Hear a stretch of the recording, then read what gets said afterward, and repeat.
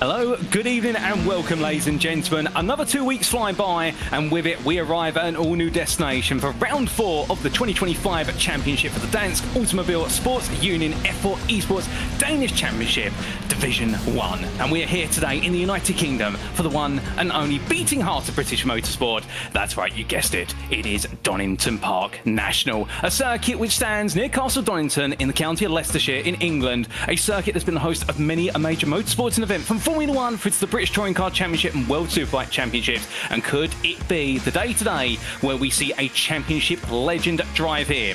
All points are pointing towards Molde Uldrup, as we'll come to very shortly with regards to his performances, and 5 wins out of 6 so far. But we've got a long journey to go and 3 rounds in the championship still await.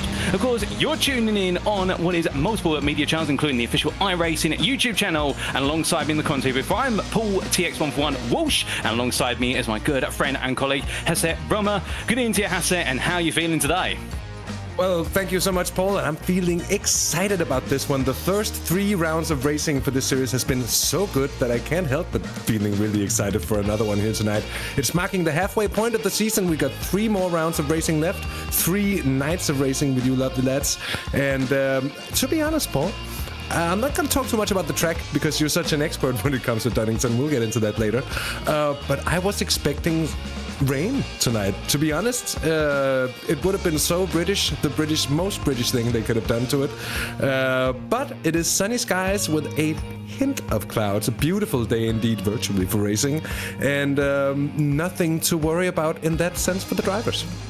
Oh, very true. No rain on the cards whatsoever, but we still got plenty of rounds in which the rain could come. And as you can see there, a revision of our calendar, or the latest edition, and as we can see, the 3rd of March is today for 2025. And after today, 2 rounds remain. Round number 5, we head to Spain for the Circuito de Navarra Speed Medium Circuit. And then after that, we'll be at the Sebring International Raceway to bring things to a close in the United States of America. Our championship as it stands, there's your top 10, with Molde Uldrup leading the way on 105 points, an advantage that has grown to 18 after his back-to-back victories at Circuit Zandvoort. Victor Truslov Nielsen in P2, and then we do have a further 10 points to Noah Carlson. That's your top 3, and then it's very close in the battle for P3, with Marcus Olsen, Sander Broberg completing the top 5, then Marcus Tekilson at P6, head of Luke Reimer, with Kasper Riso Andersen, Asker Luritsen, and Nikolai Peterson completing that top 10. And at this point, Hasse, it does look as though it's Edwards to lose, but then again, it only takes 1 round, and suddenly the tables could be turned, and they could be turned upside down.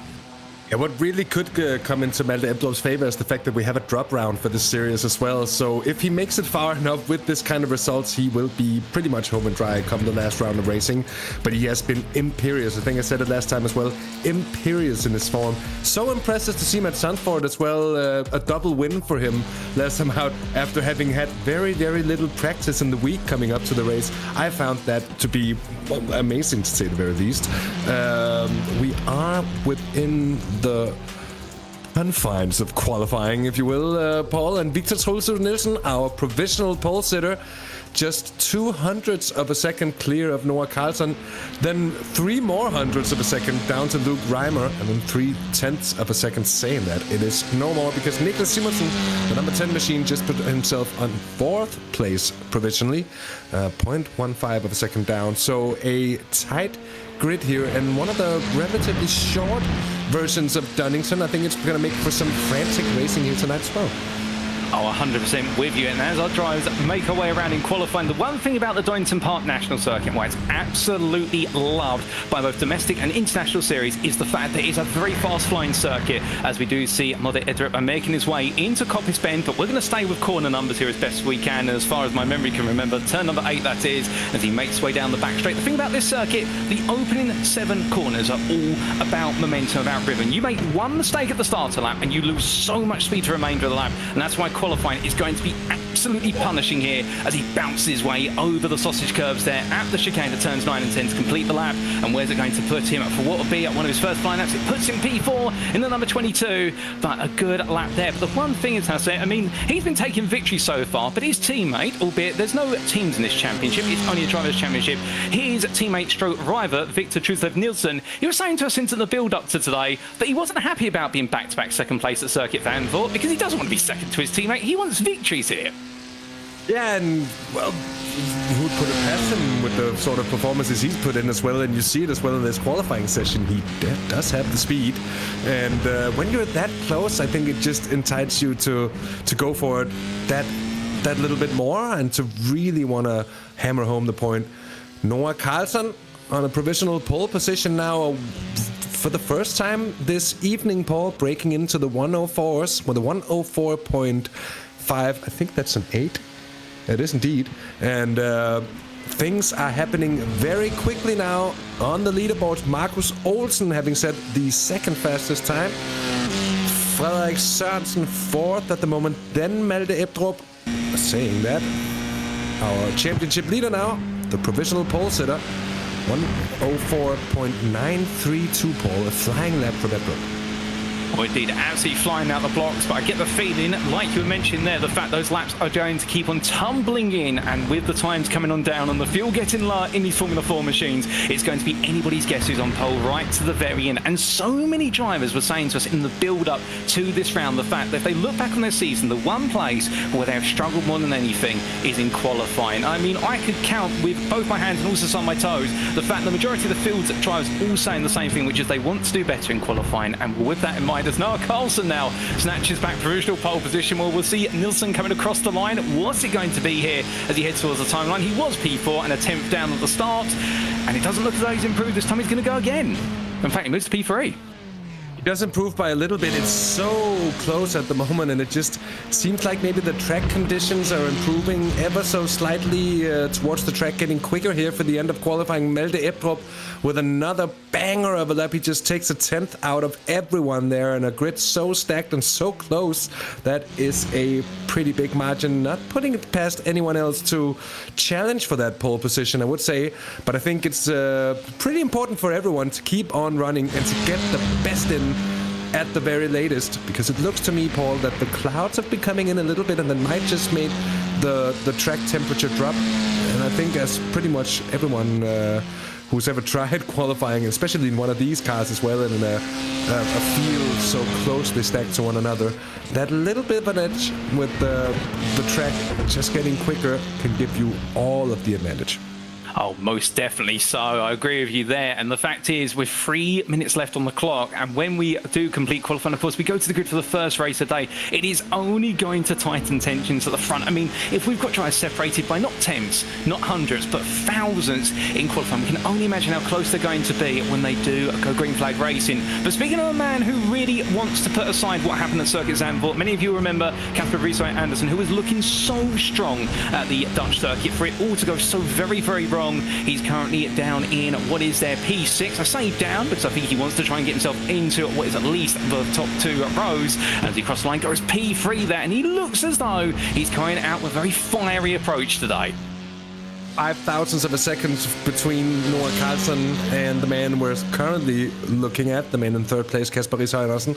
So the thousands already coming into play here, Paul, and it is a sort of a track with a short length and the nature of the track as well, where we could see a sort of a Jerez 97 situation for those in the know, of course, that being the Formula 1 race at Jerez in 1997, where 3 cars hit the exactly same lap time, and the grid order had to be determined on who put in the lap first.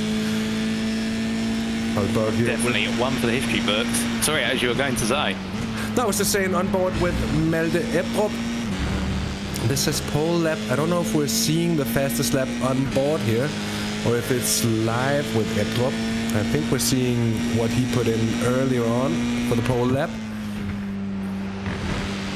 And Paul, I have to say, I'm sorry, but I just have to say, it's incredible to see the precision, every input. And you have to be so precise with the steering input in a car like this. Too much input, and you're gonna scrub off that all-important speed, especially on a track like this, where you're really having a flowy state as you're coming through it. Perhaps, as you said, Paul, in the run-in as we were building up, this is sort of the corner that breaks the rhythm, and you're flying down the back straight down towards the chicane. It's all over in just over a minute, and there's going to be a lot to that tonight as well for drivers to really just get into that flow. And if anyone gets the proper gap, I'm talking about Malte Ebdrup, of course, here, maybe in particular, it could be a very good situation for them. Oh, 100%. And that wonderful pole lap there, where he's jumped out the car, and I think he's feeling as though he's got the job done. He's looking very positive, and, well, that smile says it all. But is that a nervous smile? Is that perhaps a pre-race jitters? Not quite sure. But I can tell you right now, as the Arctic Sim Sport driver, well, he'll be feeling as though things are all on the up as he tries to continue that momentum forward. But we've got less than 30 seconds now in what is this qualifying session, and, well, I believe the circuit has gone silent, so everyone has established their laps, and over to Hasse to walk us through the grid. Malte Ebdrup, as we saw before, on pole position with Noah Carlson in second. Row 2 will be made up of Kasper Rishøj Andersen with Victor Troslund Nielsen in fourth place. And then row 3, that's going to be Markus Olsen in the number 1 car with Frederik Sørensen lining up next to him. The fourth row of cars, Niklas Simonsen and Gustav Vingborg with Sander Broberg and Luke Reimer rounding off the top 10. Aske Lauritsen just outside of it in 11th with Markus Terkelsen in 12th place. Dennis Nikolaj Pedersen in 13th with Sebastian Bach, Niklas Vejen and Martin Buch Bertelsen P16. Kasper Thunstad gets 17th with Mads Lunde in 18th place. And rounding off the grid in 19th and 20th with Magnus Jørgensen and Vitus Bieber. Well, absolutely a stacked grid there, and noting as well, less than a second between all 20 of our drivers in this qualifying session. I mean, we get tighter and tighter margins, it seems, from round to round, and it's not because the circuits are getting easier, I can assure you that, ladies and gentlemen, because whilst this Donington Park National Circuit may only be 1.95 miles in length and 10 corners, you've got to nail every single one, and we saw that from Malte Ebdrup, and as that grid is just being formed now, the sun is shining, and it is a lovely day in the Central Midlands of the United Kingdom. And, well, as our drivers gradually take their positions on the grid, well, it's going to be a drag race down towards turn number 1. Malte Ebdrup will be starting on what will be the optimum line, but could we see Noah Carlson perhaps slip his way up the inside into the opening corner, because he's had some difficult rounds so far, and he is very eagerly looking to turn things around after the last 2 rounds in particular when nothing has quite gone right. But, of course, there's one man who seems to just be one step ahead of the field, and you can see him right there, Ebdrup, who right now is looking so strong. But Hasse, just before we get underway with the racing, I mean, any thoughts from yourself what can we expect? I think we're going to expect some very close racing here tonight, with the field being as close as it is. And with that said, Paul, we're about to go green. Oh, indeed. And it's lights out, and away we go for our first race of the evening here in the United Kingdom. As the field gets away, it's a smooth start from Ebdrup as he roars his way down towards turn 1. Meanwhile, Rishøj Andersen launches his way up in a P2. Whereas the field now makes its way for the opening corner here, but you can see the damage done. Victor Nilsson up into P3, holding now Carlson to a fault there, and Carlson losing 2 places off the line as they make the way down through turns 2 and 3. Here's to be unsighted on cold tyres. 2 wide they come into turn number 4, and that is going to be side by side, roaring on through there. As it's going to be a move for Nilsson, covering off the attack of Carlson. A couple of cars run wide there, but they all just about power through it as they now make the way up into turn 6 and 7. 2 wide they come into the braking zone here in the mid-pack, and that is going to be a move, a defensive move up the inside there. But Carlson holding on P4 from Markus Olsen. We've also got some movement from Frederik Sørensen a bit further behind. Oh, goodness, we getting very tasty down the rear of the picture. I believe that might have been a little bit of an altercation between Vejen and Tunstead, but rolling the way now onto the back straight, and everyone parting the seas here, left, right and centre. They can't seem to decide which way they want to go as they head down towards the S's. Turns 9 and 10 for the first time, and it's going to be right and left to complete the lap, and what a lap it has been. But after 1 lap, Malte Ebdrup is leading as we've got a couple of cars run out wide there onto the grass, but it's Ebdrup who leads ahead of Rishøj Andersen, and Nilsson completes your top 3. But what an opening lap, Hasse, and it's not over yet. It was a sluggish start there, I'm afraid, from Noah Carlson, who didn't really get his car off the line at all, losing 2 positions there. He's lost 1.5 seconds to Malte Ebdrup, who's 0.4 of a second clear in the lead, with a healthy advantage to Kasper Rishøj Andersen. And then Victor Troslund Nielsen there in 3rd place. But might be able to just keep that leash on with the slipstream. We'll have to see, Paul. I'm not quite sure how big of an effect it has here as compared to some of the circuits we've visited as of late. Of course, it's no Spa, that's for sure. On board we go with Gustav Vingborg, currently in 9th place, the number 7 car. And we'll get a first-hand picture of just how hard it is to find that advantage, especially when everyone's in the slipstream, Paul, because it seems you expect to have an advantage that you don't really have here. 3 wide we are here, though. Pretty wide down into the chicane, and that... Oh my goodness! What on earth has happened there for Vimbor? In the fact he's just gone skywards. Now, was he pushed out, or has he hit one of the sausage curbs there at the final two corners? Well, I think a car limping alongside on the grass there might be an indicator of the story, but we go from 3 wide to cars going sky high. My goodness, it's completely unpredictable. I mean, that's what people love about Donington, but I didn't think we expected that. Oh, we never expected, and we hate to see it, to be honest, Paul. That's what it is. I'm not quite sure just what happened, but as you said, 2 cars might have been involved in a sort of a kerfuffle there at the final chicane. And we go back with the leaders here.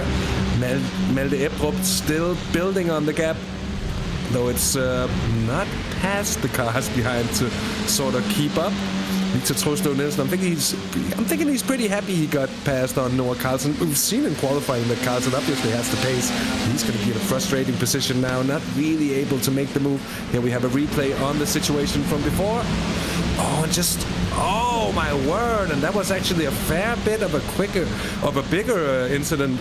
Luke Reimer there just getting his car sideways and becoming a moving roadblock basically for the cars behind. Nowhere to go, and that was a racing incident, if anything, but a pretty rough one, and one to put the end to 3 cars worth of racing there. Paul, that's a shame.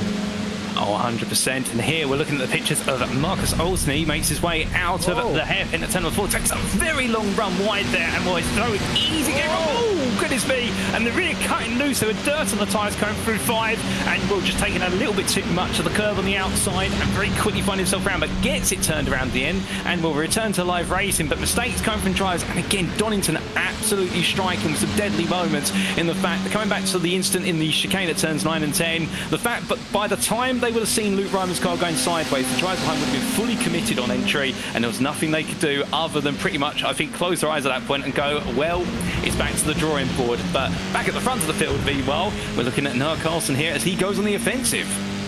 And Paul, to see a driver of the caliber of Marcus Olsen's like they're making that kind of mistake just tells you how close to the limit everyone is here. And I'm seeing a fair few drivers, is not everyone here, struggling a little bit with understeer. Now, whether that's just how you have to set up the car to make it work or whatever, I'm not quite sure. But it's been catching people out. We saw it on the opening lap. And of course, there is a fair bit of dirt being kicked up on some of these corner exits every time. So it's really not a lot you have to get it wrong to get on a... I was about to say, look at that. A little bit of a botanizing expedition is there. A little bit of a David Attenborough moment there, checking out the local fauna here at Donington. I would suggest the drivers take it easy and take care with that, because it's going to end in more tears if they keep doing so. Oh, I'm with you on that. And you were coming to the point earlier with regards to what it's like to run in the pack when you do pick up a bit of a slipstream around here, particularly on the straights, and we can see everybody dancing there as I come across the timeline. Only 5 minutes complete. We've still got another 15 minutes or so to go. But the problem is when you're running this close, and with these Formula 4 machines, because of the fact they're so aero-dependent, when you are in the dirty air of another car, particularly coming through these momentum corners, as we're about to see them make their way through turns 2, 3 and into 4, if the car in front takes an on-racing line, you've normally got to turn in a couple of meters earlier, and that's only expedited if you're in a pack of cars here, as Riso Anderson absolutely nails that run out of the hairpin at turn number 4, and now up the hill we go through 5 into 6, and on the attack here, and Edric not breaking away, and well, Riso Anderson does have the harder task, as you see he takes plenty of apex, just powers through it. I mean, he's getting very greedy with the amount of speed he's carrying through the corners, but he knows he's got to be on the absolute limit to go on the attack here, because Edric has been one step ahead every time. But goodness me, as he roars his way down the back straight, I think it's also at his wide as well, the fact he's only got 1.5 tenths to Victor Truslov Nielsen behind, as he gets very close down to braking into the chicane, but decides not to go on the attack. But it could come at any moment, has that, and I'd look forward to seeing it from Kasper Riso Anderson, because you know he wants to win. It was interesting because we saw Melde Ebrup gaining there at the early points, and here comes Riso Anderson. First time he's able to go for the send up the inside into turn 1, and he might just keep it in there. But Ebrup with the superior exit on the outside run there keeps the speed and keeps the position for now. And we're going to have to see if there's an opportunity now arising for Victor Troslo Nielsen to see if he can get past on Kasper Riso. He's certainly close, and It looked to me over the opening laps that Malte Ebdrup had that little bit of an edge, Paul, on everybody else here, but I've been proven wrong, to be honest, on that one. The top four separated by less than half of a second. It is, to say the least, very close. Oh, 100% as they make their way up the hill into turn 8. Completely unsighted corner. You have to brake on a slope and then use muscle memory to rotate your way through the corner with the right amount of speed. And right now, Victor Truslov-Nielsen are trying to look for a move here to try and move into P2. Edward's going to go defensive. Meanwhile, Riso Anderson covers the outside. Nielsen back on the inside now. So he's going to look all in. It's 2 wide on entry, 2 wide on exit. It's going to be 3 wide now as they power out. And that's Noah Carlson. He takes one. Does he get both of them? Yes, he does, because he just was in the right place at the right time to attack. And looking around the outside now into turn number 1, but here comes Nielsen looking back up the inside. He doesn't want to let this go. They both run a bit deep, and here comes Riso Anderson, but he's going to be covered off there by Wes Nielsen as they come on down. It's only 2 wide now into the initial running sequence in towards the hairpin at turn number 4, and onto the brakes. They'll get ready to go, and Victor Truslov-Nielsen finds a way to take the inside into turn 4. He takes P2, and Noah Carlson in the air has to back off, and Casper Riso Anderson is robbed in broad daylight of not just 1 but 2 places, but he's not done. He's going to look to the outside now, coming into turn 7. Can he find it? No, but he gets the cut back. He gets a huge amount of momentum, but he gets too close on exit, and he has to back off the throttle.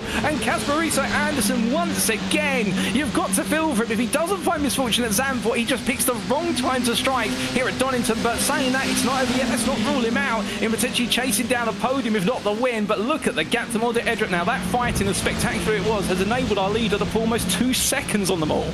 Yeah, 2.5 seconds he's clear now, Paul, and I think they're going to have a very hard time pulling that back on him unless he makes any sort of mistake. It's been the luck of Niklas Simonsen there in the number 10 car, 5th place. He's been dragging his way back quite quickly over the last lap and a half. What a battle there. It was elbows out from everyone, and just a testament to the skill involved here that they were able to pull that off without it ending in tears for everyone. It certainly was close, to say the very least. More grass being picked up. I think that was on the exit of turn, what is that, 4? I don't know. But on board we are with Niklas Simonsen, and a look of concentration on his face as well. It says so much, Paul. It looks easy. They make it look easy. Even the really interesting stuff like that, they still make it look flowy and simple, like a magician doing something you wouldn't expect to see. This is quite incredible, to be honest. But it's been the luck of Malte Ebdrup. Look at that gap now, 1.7 seconds. He's well clear of the slipstream as well to the cars behind. And now it's really his to lose for the final 10 minutes of this race, Paul. Oh, indeed. But anything can happen before we see that checkered flag. And speaking of things happening, well, we do look a little bit further back here to the battle for P6. This is the try between Nikolai Pedersen and Marcus Kilson as they head out of turn 1 and down the hill they go. And they're going to have a bit of a similar fashion here, much like our leaders, in the fact that they are going to be looking to battle through in the flying curves of the first half of the lap. And just behind them as well, we do have what is Sebastian Bach. I mean, if you remember the door number 9 driver, well, as he makes his way in behind the 2 in front of him, he'll be thinking about opportunities here to try and use a bit of extra momentum in order to swing on through.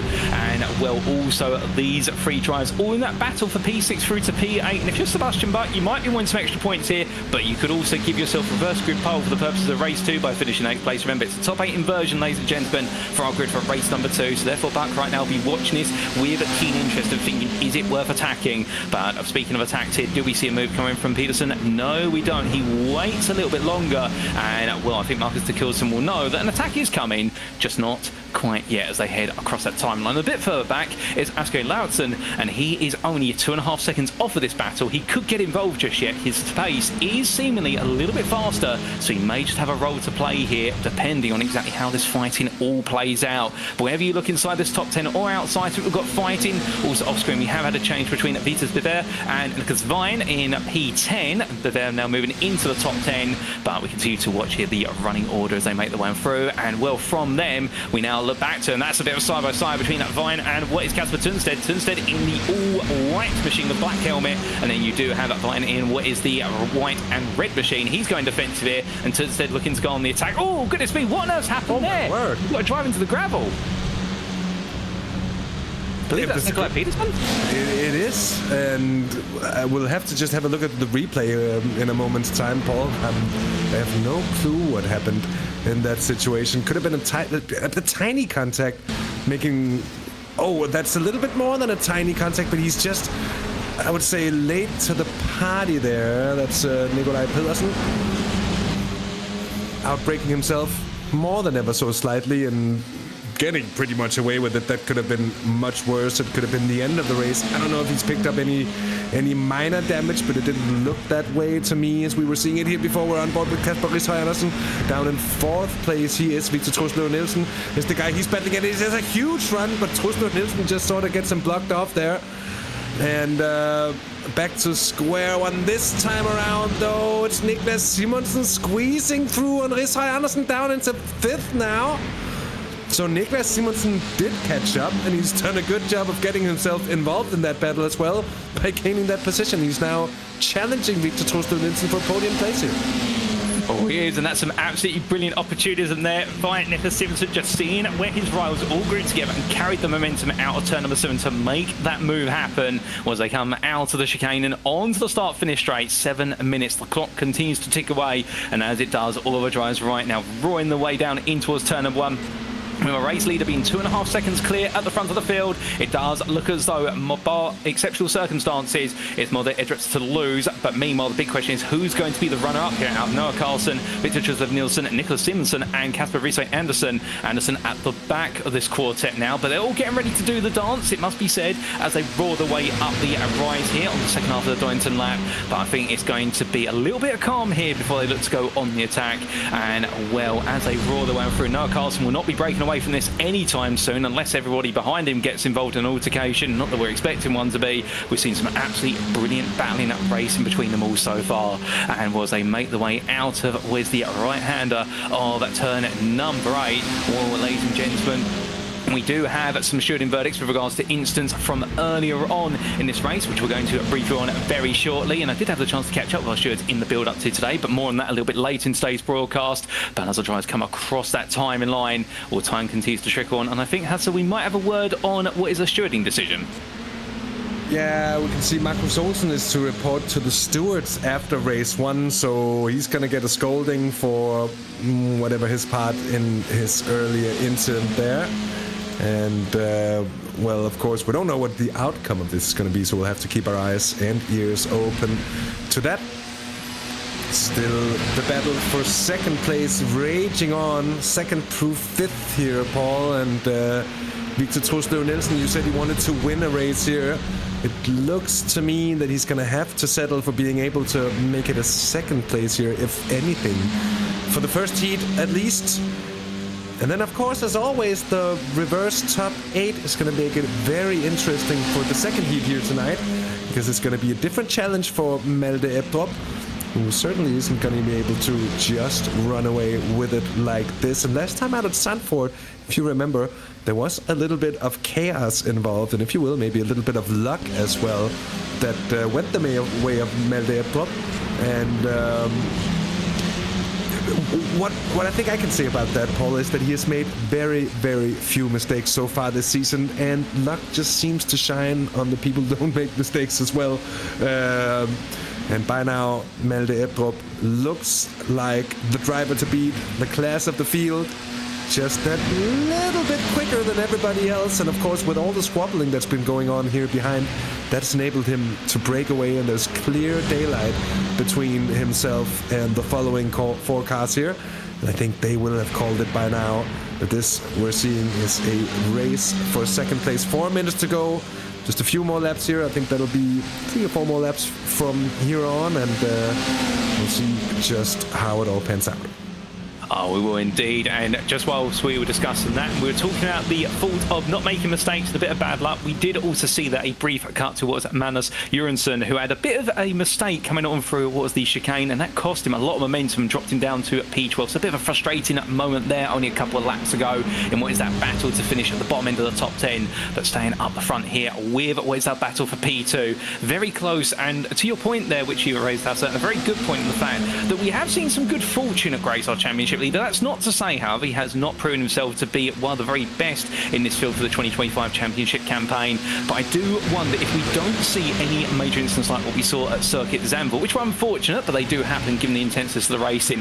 How will he be able to carve his way through the pack? Because, of course, at this point, we have seen it fall into a little bit of a procession here in the battle for P2 through to P5, but that's because nobody wants to lose the toe. Nobody wants to make a move that will split this field, and everybody's waiting for that final lap. But will it be a similar configuration in race if that's the fall? But, of course, that's the future. We're here in the present, and as our drivers roar their way presently down towards turns 9 and 10, well, nobody wants to make a move yet. And I think Noah Carlson right now can only imagine what it must be like inside the cockpit of that machine. He must be absolutely sweating us. I think they're all starting to look for moves here as they come down towards turn 1. Yeah, there's definitely a move going on for 4th place. There's Kasper Rishøj Andersen, swings it up the inside. But I don't think he has the run on Niklas Simonsen. They're going to stay side by side here. And eventually it's going to be an inside run for Niklas Simonsen. Just Rishøj Andersen getting ever so slightly squirrely there. Takes a lot of grass there on the exit. And you have to wonder if that goes down well with the stewards, because it's going off track to keep a position. I'm not quite sure they're going to allow that, but we're going to have to see. Oh, and you really have to judge it to perfection with the exits there. You see Kasper Rishøj Andersen actually getting a pretty good run, but just times it a little bit too early, and we've seen that before, forcing him to lift. And this is one of the things making it so difficult to get a run on the driver ahead. You have to really time it. You have to get it right. And if you can carry the speed, well, it's no good if the car in front of you is definitely there to block you off. And oh, that's my apologies. Rishøj Andersen just getting a little bit loose on the exit of the final chicane. They're living to tell the story and to hopefully die another day. Oh, indeed. And as we look a little bit further down the running order, well, some more change in places. Magnus Jørgensen now dropping down to P13, or is it P14 afterwards? That battle versus Nikolaj Petersen. And in fact, looking around the outside, and that is going to be Martin Bertelsen looking for a move through turn number 1. They'll go side by side now all the way down through turns 2, 3, and E towards 4. Neither driver wanting to give way here. It's going to get very tight there as they come off the apex of 2 into 3. They give each other just about much breathing room. A tap there, and that is going to send, I believe, the car of what will be Martin Bertelsen very wide indeed, unless I'm mistaken. Mans Luna makes way through, and there is the open-minded racing driver of Bertelsen. Dirt on the tyres, and much like we saw much earlier on, that sends him all the way around, but thankfully gets it completely converted in a 360-degree motion and back up to speed there. Well, that was absolutely fluid, but not the way he wanted it to go. But meanwhile, from towards the back end of the field, towards the front, white flags waving, Hasse. We're on the final lap, and this battle now for P2 through to P5. It may take a new turn, as I think Rishøj Andersen looking for another move. Yeah, and it's now or never for all of these drivers here if they're going to get that position on anyone here. And I think Kasper Rishøj Andersen wants this P4 off of Niklas Simonsen pretty badly. They're losing a little bit of ground to Noah Carlson and Victor Nielsen up ahead. And Noah Carlson, good job on him for getting back on to second place after a, well, relatively sluggish start. I say that because, I don't know, I'm not the best at standing starts, so who am I to judge? But anyway, Paul, it's been a hell of a race. It's been a brilliant display from Malte Ebdrup. Let's see if anyone can get the better of the opponents within this four-way battle here.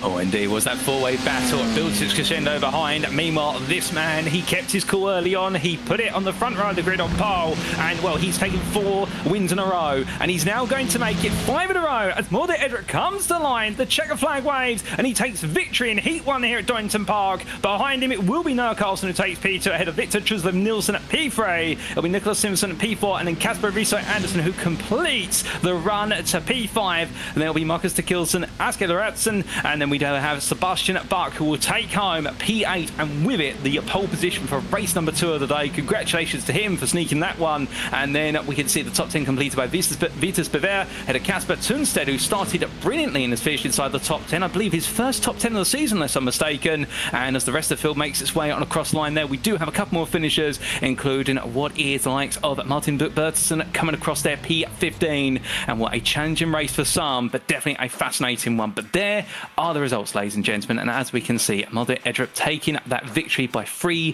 seconds ahead of Nur Carlson, with Victor Truslev Nielsen only 2 tenths behind the runner-up, but missing out on his infamous P2 spot. Nicholas Simonson at P4 there, and a brilliant drive ahead of Kasper Risoy Anderson, who really just picked the wrong time to strike each time, and that's why he took P5. Marcus de Kilson at P6 ahead of Aske Lauritsen, P7. Sebastian Bach, P8 with that reverse grid pole position for race number 2. And then Vitas Biver and Kasper Tunstedt completing that top 10. But what a race. Outside the top 10, Magnus Jørgensen at P11, best the rest ahead of Mads Luna, with Nicholas Vine at P13 ahead of Sander Robert. Then Martin Buch-Bertelsen at P15 ahead of Luke Reimer, with Nikolai Petersen, Frederik Sørensen, Gustav Wimber, and Marcus Olsen completing your finishing order of 20 starters. And in the end, a couple of retirements, unfortunately. But we're going to jump straight to interviews, and over to you, Hasse, to interview our race winner. Malte Edrup, another win, another race, another win, dare I say. You're making quite a habit of it here. Pole position and pretty much perfect lights to flag victory. How did it feel for you out there? Yeah, I'm really happy. I really didn't expect to be on pole at this track. I have really been struggling to get the lap in, and I managed to do that here, so I'm really happy. And then I got a gap in the race, and then I just pulled away more and more to the end of the race. So I'm really happy. In qualifying, Malte, it seemed like the track was really getting quicker as the session went along. Was that how it felt out there as well? Yeah, definitely. I was getting quicker every single lap, so I was just improving every single lap. So yeah, that's true. And with this kind of dominance in the series, Malte, are we going to see you doing big drifts and entertainment-style racing in anytime soon here, or is it just head down? No, it's just head down and see what we can do from P8 now, and just try to work our way up through the field, and then see where we end up. So no Drift King. All jokes aside, Malte Edrup, another race win for you. Congratulations from us here in the box. Thank you so much. See you. Well, that was our race winner, Hasse. Very happy man, no doubt about it. But coming from our winner to our runner-up as well, and I think we're going to grab a word from him. Nur Carlson, good evening to you, Nur. And well, it wasn't quite the victory you're looking for, but it was a P2 and a hard-fought one at that. I mean, you must be pleased with that result, given the pressure you're under. Yeah, definitely. I was sweating quite a lot the last few laps. So, quite tough. Oh, indeed. I mean, you were saying to us in the build-up to today that qualifying struck you badly at Zandvoort. It didn't go quite right, but today you nailed it in qualifying to put yourself right up there. But you had a slow start and you had to fight your way back in a P2 very quickly. Yeah, exactly. So that was also a lot more work to do. And just happy that I managed to gain it back. Oh, definitely a positive to take from this one. And what more can we expect for you in race number 2 today? You start P7. We know it's a slipstream orientated circuit. You don't want to lose the pack. Can we expect an aggressive start from you, or is it going to be a wait and see what happens? Oh, wait to see what happens. I think a lot can happen in the start. Tight track and lots of opportunities for crashes. Well, no, we'll keep those words in mind. Good luck for race number 2, and we'll see you at the checkered flag. Yeah, thank you. Now over to you, Hasse, because I think we might have our 3rd place finisher. I think we do indeed, Victor Nielsen. 3rd place for the first heat here at Donington tonight. You spoke before the race of wanting to get that win in the bag, but it wasn't to be here for heat 1. What are your thoughts for getting ahead of Malte for the start for heat 2 then? Yeah, I'm already ahead of Malte starting now, so let's hope it can stay that way. But as we have seen throughout the whole series, Malte is a really, really fast driver, so it's going to be hard. But yeah, starting from P6, anything can happen. So yeah, I'm just excited and getting ready to race. And we heard Noah Carlson talk about him just wanting to wait and see what happens and trying to stay clear of whatever chaos might arise at a tight track like we have it here tonight. Is that going to be your plan, or is it going to be all-out attack for the second heat? I think it will be a mix of that, because you have to be aggressive when you can see the opportunity, but of course you have to be cautious. I'm P2 in the championship. I don't want to end up in any trouble, so yeah, I will not go fully aggressive mode, but I will try to make my way up the field. Sounds like it's going to be a tight rope to walk here, Victor. Thank you for joining us for a quick interview here, and the best of luck for Heat 2. Thank you. Oh. Well, goodness me, Hasse. Race 1's complete. Race number 2's round the corner, and 3 podium finishers there. They all seem happy, but I get the feeling they're all thinking more about race number 2 already. You can feel it in their voices, just how focused they are. It's like they're still at work, Paul. They're not off yet. They might have had a little bit of a break here, but it doesn't mean you can take your mind off of anything, and especially with the level of concentration required to do well in this series in general, and at a track like this as well. We saw many more, dare I say, incidents of drivers just heading off the track on their own because it's a tighter track, and their margins are really, really small. Here we have the starting grid for Heat 2. Sebastian Bach on pole position ahead of Aske Lauritsen, then Markus Terkelsen in third, and Kasper Rishøj Andersen in fourth place. Fifth place is Niklas Simonsen ahead of Victor Trosløv Nielsen, shadow favorite for this one perhaps. Then Noah Carlsen 7th, joined by Malte Ebdrup in 8th place. Vitus Bever 9th with Kasper Thunsted in 10th. Magnus Jørgensen gets 11th place on the grid here in front of Mads Lunde. Then 13th is going to be Niklas Wein with Sander Broberg in 14th. 15th is going to be Martin Buch Bertelsen. Then we've got Luke Reimer in 16th, Nikolaj Pedersen 17th, and Frederik Sørensen in 18th place, with the grid being rounded off by Gustav Wingborg and Markus Olsen in the number 1 car.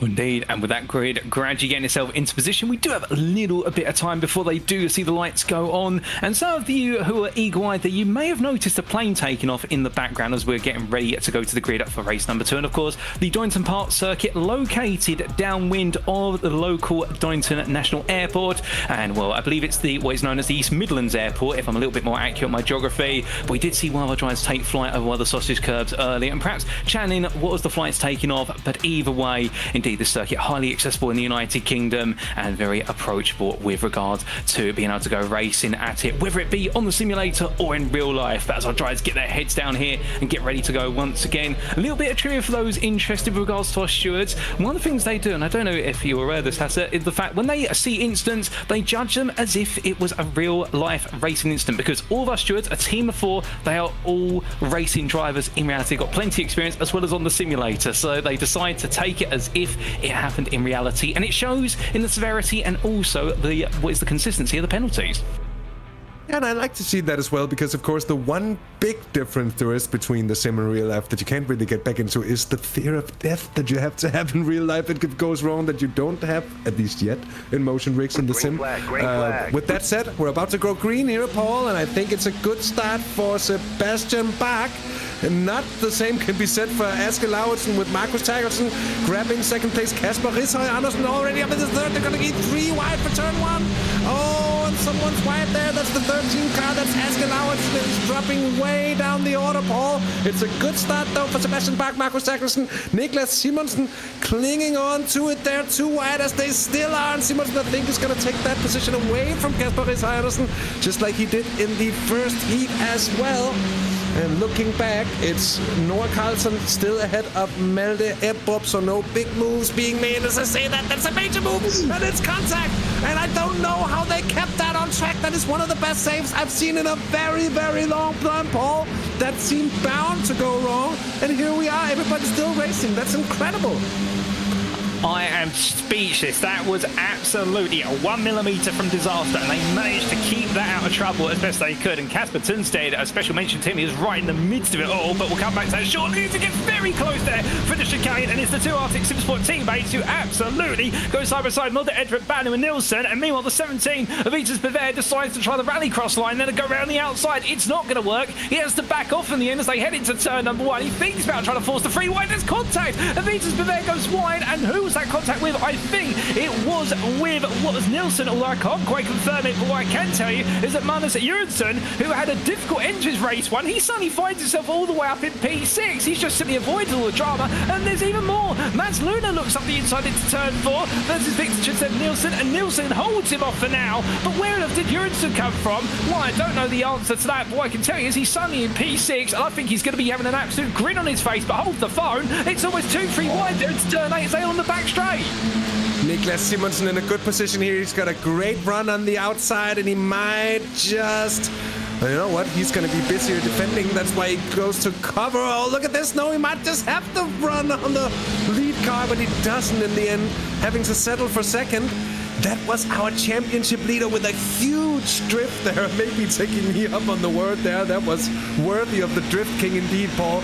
That was some fine car control, showing us that it's anything but pure luck. And look at that, Markus Takilsen taking the lead, double overtake, straight through on both of them here.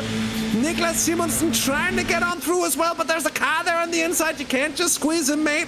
And I think he realizes, oh my word, Paul, this is some brilliant racing on the grass. Here comes Risøy Andersen, and I'm about to lose my voice if I keep going up like this. This is just electrifying racing, Paul. Just what we love to see here.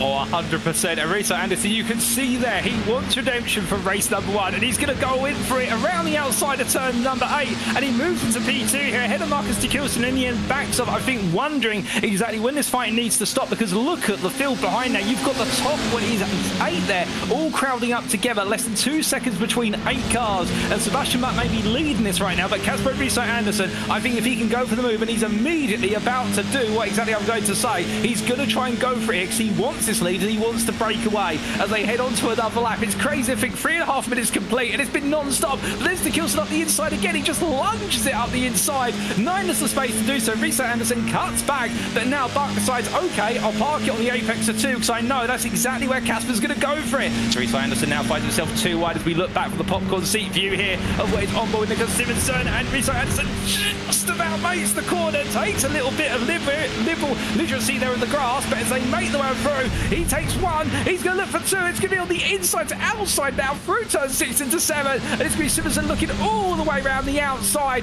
and well, as they head onto the grass, he's got 2 wheels on the tarmac, it'll count for now, and well, we've got a drive-through penalty of the number 19 for cause of collision. That would have been for Luke Reimer for earlier on, and well, that's been awarded by the stewards. It doesn't affect the battling right at the front here, and this battling's not ended as the Takilsen have to go so defensive right, he's practically pinned to the inside white line, but he holds off there. What is Niklas Simonsen, and this is going to enable Risøy Andersen, who absolutely butchers the grass at the exit of the final corner, to recover from that mistake unpenalised. But here they go. It's 4 wide. I've never seen 4 wide down the straight. In fact, no, it's not. It's 2 by 2 in the end. I'm losing my marbles here, Hassa. I think it's going absolutely crazy. I don't know what they got told between races 1 and 2, but they've turned it up to maximum. I don't know if someone put something in the water they're drinking, Paul, but this has been a race like something else. We thought we saw the elbows out in the opening heat, but elbows have been parked out there this time around. No love shown whatsoever, and yet pretty much everyone making it through. Malte Ebdrup right there in 5th place. Maybe he's cooled down a little bit because he was involved in some spicy stuff earlier in the race as well, saying that there's a bit of ascent here, and he takes 4th place, I think, away from Markus Takilsen, but Takilsen with the better run on the outside here. I wonder if he's going to be able to make it stick. It's still Ebdrup, I would say, with the advantage here. And the late breaking into the final chicane, he takes 4th place. For now, at least. I don't want to say too much. And then further down, we see some trouble here. And is that with Luke Reimer? I think that what the penalty was given for, Paul. Involved with Kasper Tunstall. And here we have Frederik Sørensen, who just runs straight into the back of the car in front of him as well. I think he wasn't expecting them to stop quite as much as they did. And then Kasper Tunstall, presuming he's got some damage, he was having a little bit of a solo moment there. But all through this, Sebastian Buck still leads this race 7/10 of a second clear of Kasper Risøy Andersen. Really good pace from the number 9 car here. And then Niklas Simonsen 3rd ahead of our championship leader Malte Ebdrup, as someone goes way off in the background there, but managing to come back on. This has been quite the opening, 6.5 minutes of this second heat, Paul. And I found myself in a situation just having to calm down ever so slightly. Oh, something's happened. That's Risøy Andersen. And he's gone off. And I have no clue what happened. He was spinning around like he was Kylie Minogue there for a second, and wondering if he just took too much curb there. I'm not quite sure. It might just have been, or maybe a little bit of a tap. I'm sure we'll get a replay in a short moment of time there, and you see him talking. I think we should be glad we're not hearing it, at least as a given that most of our viewers would understand Danish, at least a good portion of them. I'm quite sure it is not pretty words that are coming out of his mouth in this incident. He would not be happy about that whatsoever, be that his own fault or somebody else's. But it has to be head down for him here.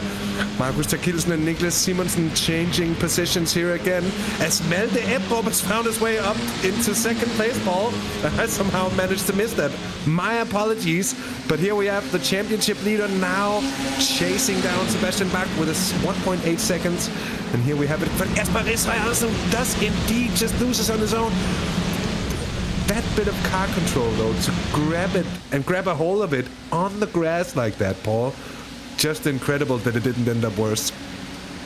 Oh, 100%, and there's even more drama. One thing we haven't covered is, yes, Mulder Edric may be in P2 currently, but the number 22 has got a 3-second time penalty for causing a collision. We haven't quite seen a replay of what happened, I don't believe, but now that is only going to change things even more, because even if Edric takes the lead of this race, he's then got to put at least a 3-second gap over Sebastian Bach, whoever's behind, in order to be able to guarantee what is that run of victories continues. So therefore, it's not all smooth sailing right now, and with Bach being at 1.7 seconds up the road, where you can imagine that Sebastian Bach may be feeling confident. There is on your bottom centre of your screen, ladies and gentlemen, that confirmation that the number 22 does have that 3-second time penalty awarded by our stewards. And well, as this racing continues to get tighter and tighter, I mean, it's non-stop at the moment. We're not even halfway through the 20 minutes. But one thing that is definitely certain is as we're heading on down, there's a little twitch there from Nielsen as he heads on through. Perhaps just trying to adjust something in the cockpit and accidentally knocking the steering wheel. It's very easy to do. There's a run right there from Edrup. He goes out to the grass. He'll rejoin. That's going to cost him a lot of momentum as they head up towards turn number 1, but it looks like Nielsen might have just backed off there,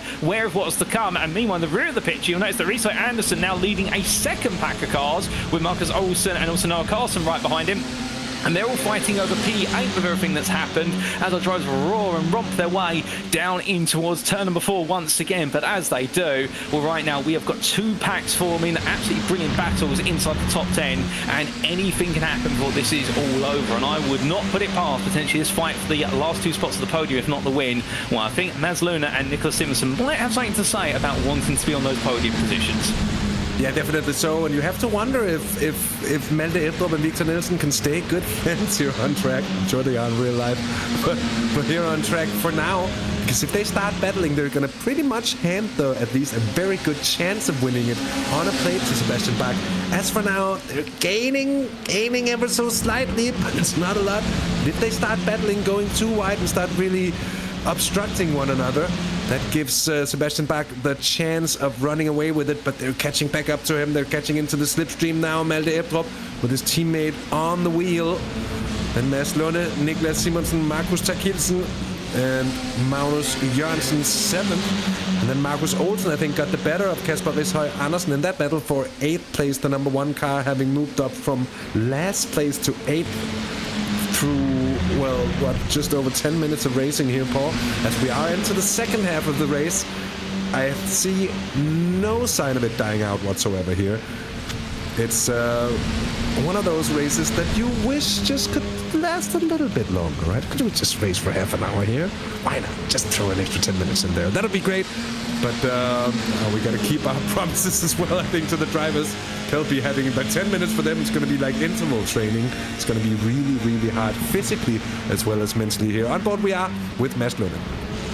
Well, indeed, as he makes way through there, those of you who might have been listening quite closely, you may have heard him lift off under what was the approach to the chicane rather than looking up for that potential run into the corner. And Luna, I think, now really focusing on what is staying up with the pack of cars in front, because he now knows, if he's not aware already, he will have been told by his team principal the fact that Mulder Edric does have a 3-second time penalty. So if you stay within 3 seconds, you're guaranteed a spot by default. So that would put him on the podium. And then he's only got to look for a potential move on the final lap versus Victor Nielsen as they roar their way on down in towards turn number 4. But as they come on through, we have had confirmation from our race stewarding team that the 3-second penalty was awarded to Mulder Edric for contact with his teammate. In fact, we do have the replay here, and here it was in slow motion. Thank you to our broadcast director for this. Just a tiny tap on the wheels between the two of them at turn number 7 on the opening lap, and Edric going sideways one way. And meanwhile, as we come back to what was the live speed reaction, well, there you can see that tiny tap, a 3-second penalty for exit pushed his teammate all out of position and in a way enabled Edrup to get the run down the back straight. That's what it's been deemed for. I think a very hard decision for our stewards to have to make there, given the fact they probably had to weigh up exactly how much time it cost both of them and whether anything could be done to avoid the accident. But that's the stewarding decision. And well, as the drivers roar the way a little bit deeper in, I'll be interested to hear the thoughts of both drivers involved in that after the race. But still, they've got to respect the authority of the stewards at the end of the day. And well, our stewards definitely know their ins and outs. But roaring on through, we're back with your live racing pictures, ladies and gentlemen. And as everything continues to wind down on the clock here, it looks as though right now everyone's waiting to pounce, but nobody wants to be the first to do so, much like towards the end of race number 1 of the day. Yeah, and I think Sebastian Bach might have cooked his tires or something. He's been bleeding time over the last 2-3 laps here, and it's down to just 0.4 of a second.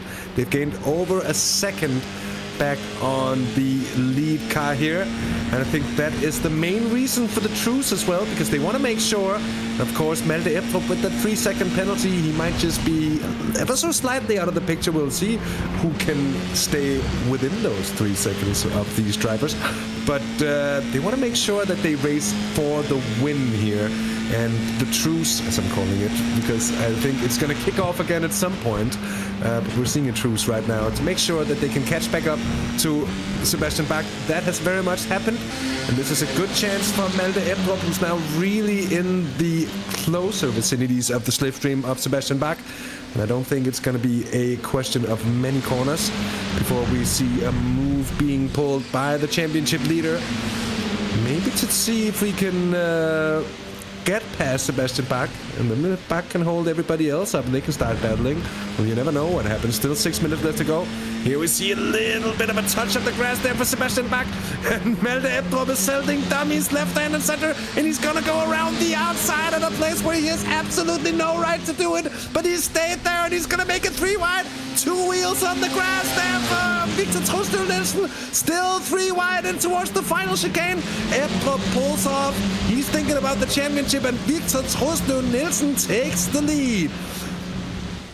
My good, I'm speechless. I mean, what a way to do it. 3 wide down there. They survived it. Or Sebastian Bach, to be fair, at least stopped one of them making their way up for initially. But as they come through turn of 1, and now here comes Edrup trying to go for the second move. But he's made to run wide there out of turn of 1. Sebastian Bach is trying to plug the holes in the proverbial bottle. But the problem is now the places are flying out. And as they roar the way down through turns 2 and into 3, Bach on the inside there, he's giving it everything to defend, but decides to brake early. I think recognising the fact, look, you don't need to fight this too hard. The harder you fight, you're taking away your chances of a podium here. The Victor Trostøl Nielsen may, for the first time this season, finally bring home that win he has been chasing. He has got Edrup behind, but with a 3-second time penalty, you would imagine now that Nielsen will only be thinking about the cars in P3 backwards here as they roar the way on through turn number 8. But goodness me, what a moment. And keeping in mind right now, if we had that 3-second penalty applied, it would drop Edrup all the way down to what would be P7, because Magnus Jørgensen is all the way back 2.6 seconds back at the moment. So all this fighting is going to keep bringing drivers closer together. As Edrup there absolutely hammering it out of the final corner. I mean, right now he's got nothing to lose at this point other than what his place at the end of the race. I think it is by this sort of, don't take your teammate out, but you need to be conscious of the fact you've got to try and push the race forward because you're losing time as he runs there once again. He's right on the limit. And everybody is right on the limit through, I think, some of those right-handers in particular. We see several places on track where dirt seems to be kicked out every time the car's coming through. See that as well yet again here. The track's going to need some serious cleaning after this heat, Paul. We got 4 minutes left on the clock here. And ain't really no telling. Of course, Victor Trostøl Nielsen is in a very, very fine position to take his first win of the season. And wouldn't that be deserved by now with his teammate? Of course, as you said earlier, there are really no teams here. But you do see the Arctic drivers race each other with just that tad bit extra respect and carefulness than what we're seeing everywhere else. Minding you that of course Malte Ebdrup got his 3-second penalty for a contact with his very same teammate Victor Trostøl Nielsen, who's now leading the race. You have to say both of those drivers keeping the car under control. They were both full opposite luck. They were keeping it pinned in. They didn't lose much time on it. That was quite the view there. But yeah, Malte Ebdrup, we are on board with him. He's in second place now, and Victor Trost takes a chunk full of grass there on the apron. It looked like more like a lawnmower there for a moment, Paul. Sebastian Bach hanging on to third place here. He's done a very good job of staying with these top-end drivers, with Niklas Simonsen putting him under pressure, but he's in no way buckling. I think he got his elbows out when they were going for it as well with that 3 wide that left you speechless. I've been left speechless as well on a few occasions in the second heat. We're coming into the final 2.5 minutes here of what has been an amazing night of racing here.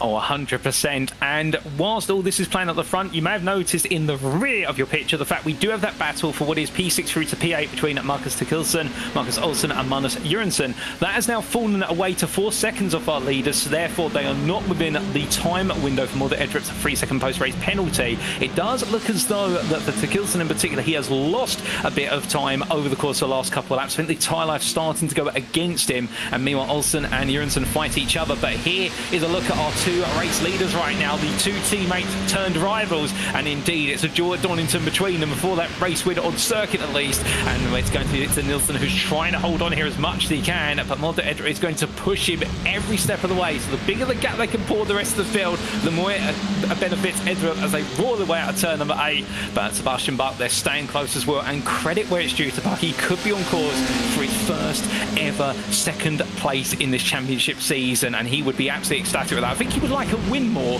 but I think he'd be absolutely jumping up and down if he took P2 after all's considered. But I've said that, and the commentator's curse applies now. He gets a very slow run there out of the final corner, and Niklas Simonsen looking around the outside here as they come in towards turn 1 for what is going to be the penultimate lap of racing. And as they roar the way through it, well, Simonsen recognises going around the outside when you're not fully alongside is very, very tricky at turn 1, so he backs off, and well, you can see now how the gap is starting to open to the leaders. Already a second between them now, and Bach trying to hold on, and Mads Luna looking at this in what is the black and yellow machine in P5. I think he's trying to think, okay, how do I play a role in this? How can I snatch both places off? Because we have seen time and time again 2 places the price of 1 corner, but right now we're going to see 2 drivers into 2 corners as they roar the way through. Right on board here with Mads Luna as they come out of the corner, but Luna not close enough to go on the attack right now, but I think he's waiting for the right time. But you saw what he was trying to do there, Paul. It was actually quite clever. He's really racing with his brain here, Mads Luna, and not with his instinct or his reactions or what we see them use otherwise. But he was just trying to set it up with the battling going up ahead, just trying to get the run. But of course, just the distance between the 2 corners a little bit too short for Luna to actually get the run here. The white flag's out. Ebdrup is pushing Niklas Simonsen every step of the way here, and they're going to go 2 wide yet again with Niklas Simonsen and Sebastian Bach. And before you know it, if they keep on squabbling down here, it might just be a 1.5 seconds extra on the clock, and we might see Ebdrup finishing in second place. I'm not quite sure though here, because Niklas Simonsen has his nose in front and he has the inside line for the right-hander here. I think he's going to make it that 3rd place for now at least. No, they're going to stay 2 wide. It's going to be opportunities for Lone maybe. There's nowhere to go. Absolutely nowhere to go. Still 2 wide up ahead. Simonsen, and here, this is where we've seen it before. Mads Lone gets a very good run. Sebastian Bach knows it. He parks his car on the exit there just to keep that position, and he's getting a slow run towards the final chicane here as well. It's going to be the win for Victor Trost Nielsen. It might be second for Malte Ebdrup. I'm not quite sure, because Niklas Simonsen, he's going to take second, I think, with the time looking at it. And it's going to be Sebastian Bach for 3rd place with the penalty there. Bach goes off. Oh my word. Just about to be a little bit more drama than we wanted. But the first win of the season goes to Victor Trost Nielsen in the 21 car. Well deserved as it is, Paul. What a brilliant race. And there he is, a happy fella, a happy face. We wish it upon him as well. He's been so close so many times by now, and now he's got it. He's got the win, and that's going to feel good for him, Paul. Oh, he's going to be absolutely over the moon with that. But like you say, he was made to work for it every step of the way, and it's his well-deserved first win of the season. We'll get words from him very shortly, but immediately going from that big smile to now the cool, composed face. He does his cool-down lap and realises now going through all the standard procedure. But as everything comes to a halt here at the Donington Park circuit, I mean, race number 1 was up there, but race number 2 was an absolute absolute firecracker race. But here are your provisional results, ladies and gentlemen, subject to post-race penalties. Victor Trislev-Nielsen taking victory there by 1.5 tenths over Mulder Edrup, with Nicholas Simonsen completing your top 3. Sebastian Bach missing out on the podium out of the circuit, at least P4 there, but will be promoted to a P3 finish, given Edrup's 3-second post-race time penalty. Mats Luna P5 ahead of Marcus de Kilson. Marcus Olsen P7 ahead of Magnus Jönsson. The two of them having a brilliant back and forth exchange all the way to the checker flag. Sander Brobert and Kasper Risoy Andersen completing your top 10. You've got to feel for Risoy Andersen, given the fact he missed out on the top 5 in this race. Nicholas Vine P11 best of the rest ahead of Fredrik Sørensen. Then Asger Lauritsen P13 ahead of Noah Carlson. With Vitas Bever P15. And then finish off the order, Kasper Tunstead, Gustav Wimber, and then we have Martin Bertelsen, Nikolai Peterson and Luke Reimer. But what a race from our 20 entrants. The fastest lap set by Nicholas Simonsen there. So everyone taking a pinch at different results. But I believe, Hasse, we might have a word with our race winner. He's joining us now. Victor Nielsen, your first race win, your first heat win of the season, and well deserved, I'd have to say. You've been so close on numerous occasions so far, and you made it all come together here tonight. It was an electrifying race in Heat 2. How was it to be a part of it? Yeah, it was really, really crazy. Me and Malte almost had an incident at the first lap, so it was really, really a nerve-wracking race. But I knew when I got up to, I think it was P3, and we were chasing Sebastian, that there was a good chance with Malte having the penalty. So I just had to keep my head down and wait and see what will happen throughout the race. And speaking of that contact between you and Malte, it looked like you were both full opposite luck drifting through to save it, and yet you hardly ever lifted off as well. It was pretty mind-blowing to see a save like that happen, and really showing the top level of you guys out there. But just cast your mind to how would have it felt had he taken the both of you out of the race?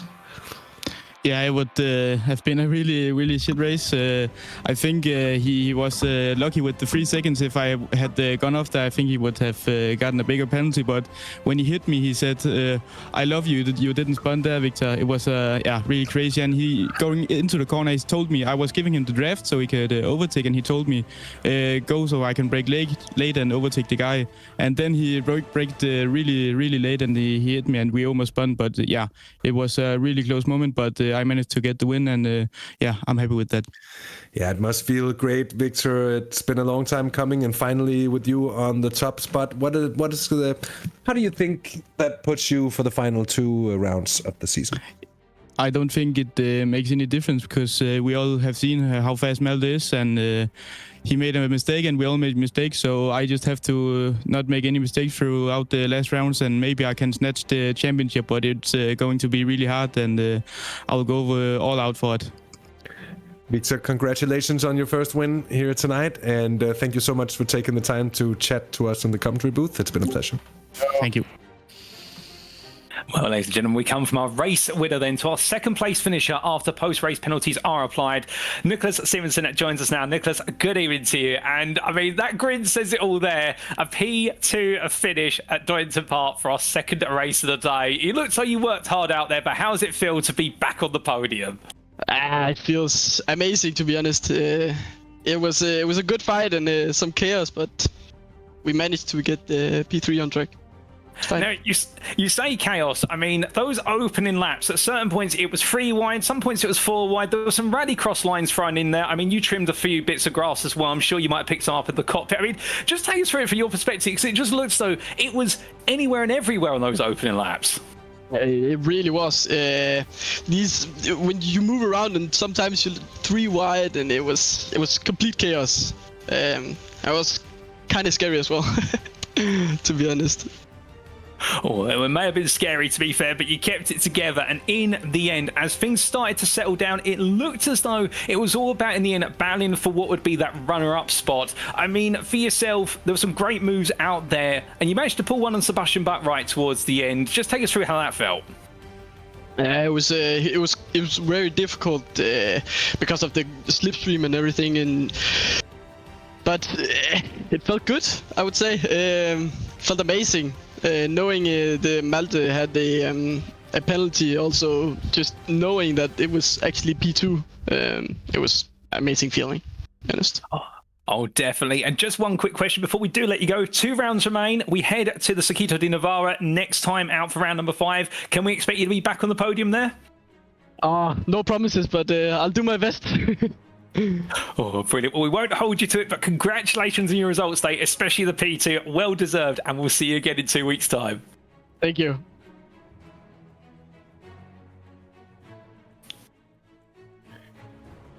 And thank you, Paul. That was our second place finisher. And then we have Sebastian Bach finishing 3rd here. Sebastian, welcome to the interview booth. And quite the race for you. For some time, it looked like you could be on for a really, really big result and a surprise win. They were getting back to you fast, but you managed to hold on to a 3rd place there with some tough fighting, really getting your elbows out. How do you feel getting a podium here?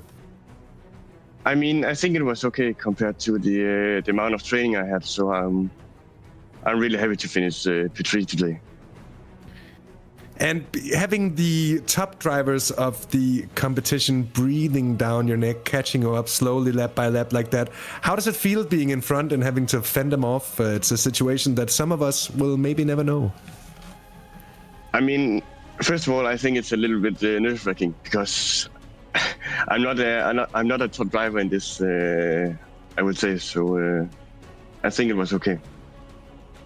And does it leave you with some blood on your teeth or your tongue, if you will, and a lust for more in terms of podiums in the last 2 rounds of the season here?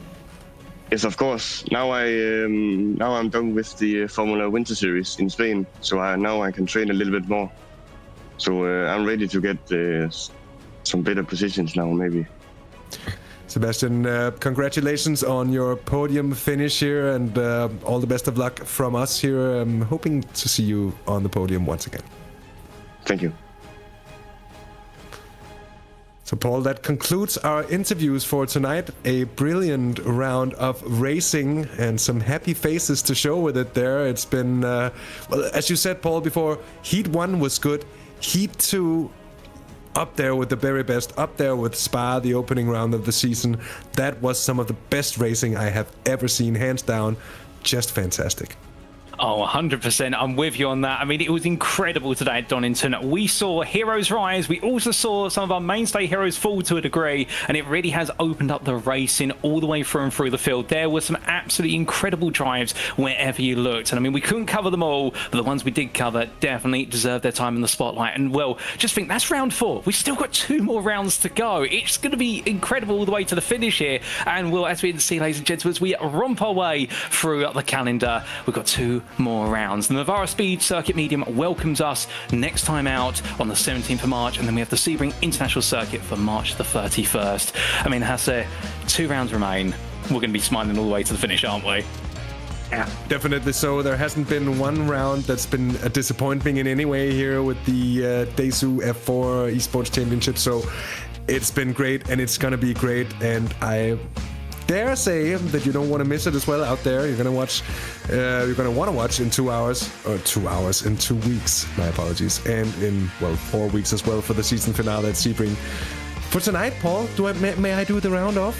Of Paul course, Wilson go ahead. and myself, Hasse Rømer, here at RaceSpot. It's been our absolute pleasure taking you through this night's round of racing, and we hope to see you again right here in 2 weeks' time on March the 17th. Until then, take care, have fun, and bye-bye.